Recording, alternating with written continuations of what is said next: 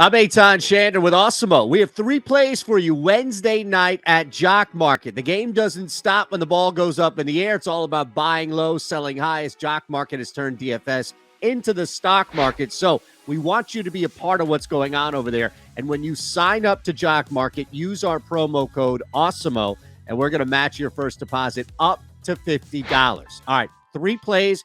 Let's look at this tonight for Jock Market. And again, a lot of this is game flow. A lot of this is figuring out where you want to be post IPO phase and once the ball goes up in the air. But a lot of this is we have free projections for you on Awesemo for Jock Market. A lot of this is understanding the right price to get at people ahead of time in that fair IPO phase. Donovan Mitchell is clearly back. No issues there. He has been at times even alone, if not one of the few bright spots for the Jazz as of recent. And we've seen what he's done in the 2 games back. No issue with minutes in that next game against the Knicks most recently that we saw 2 nights ago. Over 30 points. He's doing a ton on the floor as well. And we've seen this also without Rudy Gobert. Mitchell has been able to increase some rebounds and really just being able to be more of a lurker, if you will, on defense. But the point productivity is there and everything that we want from a facilitator as well. I think there was some concerns following that first game back that maybe he would be on somewhat of a minutes restriction. It's not the case. We should expect, especially against Golden State, this is a really big matchup with the Warriors in town. Donovan Mitchell is going to explode against Golden State, and we want to get to him ahead of time. Look, if the Jazz are down, we talk about this a lot. If the Jazz are struggling early on, he is going to have the volume. It's not like Utah is going to move away from Mitchell to go to Conley, Bogdanovich, or anybody else.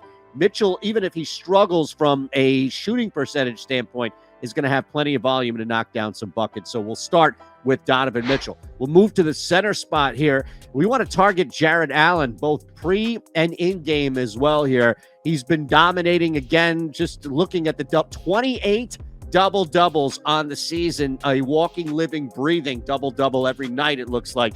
And beyond maybe a dip in point productivity, we know that rebounds are going to be there. So when you look at other guys on the slate, clearly there are going to be more popular centers when you have AD on the slate here. Maybe even a rush to Cat or to a lesser extent Vooch with that matchup in Charlotte. This is a great pivot option here for the field to get to Jarrett Allen ahead of time. He's going to be cheaper than all of those guys mentioned, but if you get 22 plus points from Jarrett Allen, which is very doable against the Spurs, Cleveland is at home tonight, then you can pretty much lock in a 15-plus rebound night, and that automatically is going to get him at the very least, if not higher, than all of these guys we named. Anthony Davis should have a big night, absolutely, but Jarrett Allen has the rebounding basically built in.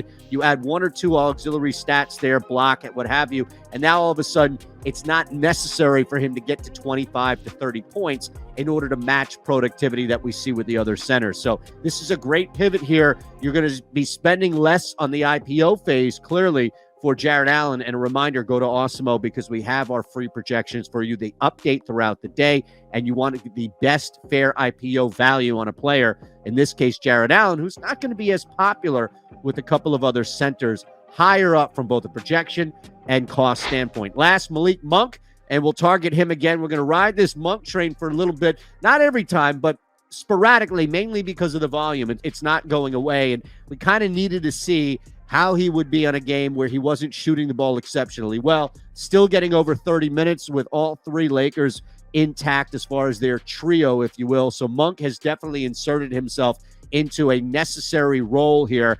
And he didn't have a fantastic game shooting from behind the arc, but the good sign moving forward is that he can go 3 for 10 from 3 and still have no problem with taking that many shots next time out or even seeing that much volume. It's not like, again, the Lakers, LeBron, or what have you are going to Monk and asking him to take less shots, especially from 3. This is his role right now, and we want to capitalize on that because as the Lakers are healthy, look, they're in Portland. Portland is a mess. They traded everybody. We saw that they don't even bang threes, at least last night, that like we've seen with a healthy McCollum out there and Norman Powell both gone. So Lakers give up some threes, but they also like to take them, and Monk is the guy that we want to target with that. He should have a really big night. 10 attempts should be a healthy expectation for Malik Monk once again from three, and he should knock down at least three if it doesn't hit a couple more. You go 5 for 11,